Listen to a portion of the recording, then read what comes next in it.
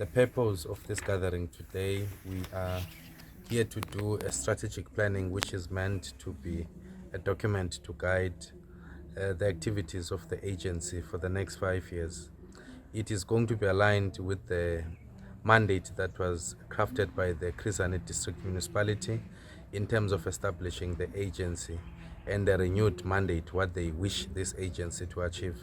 So we're here today with the different stakeholders and all our local municipalities and the key role players in the sector to make sure that we have a meaningful discussion in crafting the strategy for the next 5 years. To add from the board chairperson, there are 5 areas that he wants the agency to focus. One is in agri and the agro processing.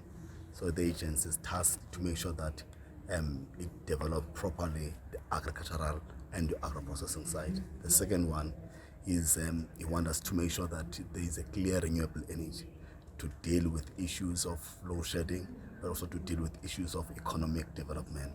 The third one that is clear is around the mining corridor, both for the Indwe multi-no mining component. So the board requires the agency making sure that we develop the mining for the people of the Kwisani.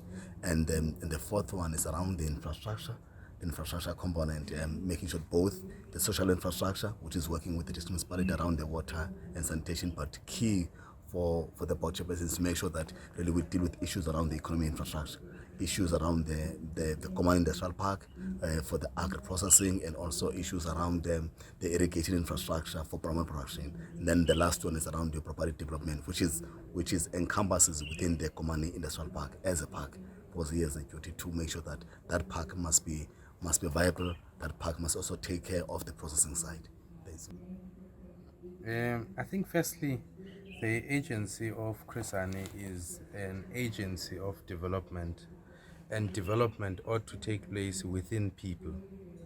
Now, what people can do is, one, to have a meaningful participation in the projects and the programs that we do, but two, when we designate programs and projects in the communities, in the farmers, in the different areas where we designate them, those programs, people must begin to take ownership, protect them and nurture those resources, and make sure that they are used optimally for the benefit of everybody. The development of the community, and community happens within people.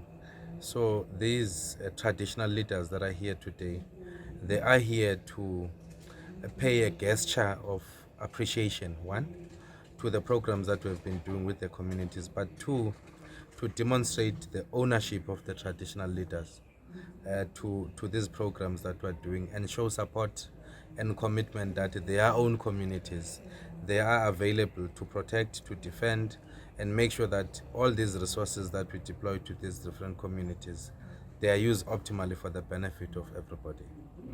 Let me start from the agricultural side. We have both the fresh produce packups, but then also and the fresh produce production on the ground. Working as the board chair has said it very clear that what the participation of the community and the chiefs is because of the issues of the land tenure. They are the custodian of the land that we'll be using, of which we already started in Gamata. We're working them. We're also working around eKomani. We're working with the Malatene local municipality to come up with an irrigation for the fresh produce production. The second one is around the Rafi grain. I think we've been doing eKuka, we've been planting there around the inkqubo area, Dr. ebiqhutywa area. We've also been planting the grain around yentsuku, in those areas.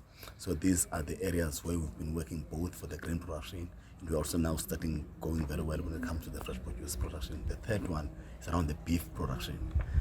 We're partnership with the farmers that are in the beef enterprises, to do the breeding, but also to do the backgrounding. And then also working with the Indwe feedlot and the Iqukunjelwe and the feedlot around the Sakisizo area, so that we can commercialize it, so that we're able to supply the market with the beef. The first one is around the Komani industrial park. That becomes a challenge for us, because we've filters there.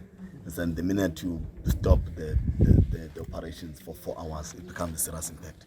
And I think the board is busy now trying to discuss with the Iqukunjelwe to find a way on how can we deal really with the issues around the timing of the load shedding, especially when it comes to the Command National Park and also the areas where we're doing some serious irrigations. Yeah, the further impact of load shedding is, the CEO is saying, you see it both in the micro medium enterprise and also in big businesses, because if one major economic role player will not operate for 4 hours in a day, it means that the level of production has been seriously impaired. And the results of that is that if one employer was employing 10 people, would obviously decide to reduce those people to 6, because the duration of production within a day has been seriously affected. So that is one. But two, you have your small business enterprises, and they incur stalemate in terms of the production. They also get some of their perishable stock damaged and all that. So there's a vast impact of load shedding. But it also creates a stagnation in terms of these businesses further defining their growth and also attract people for employment. So there's generally a lot of impact.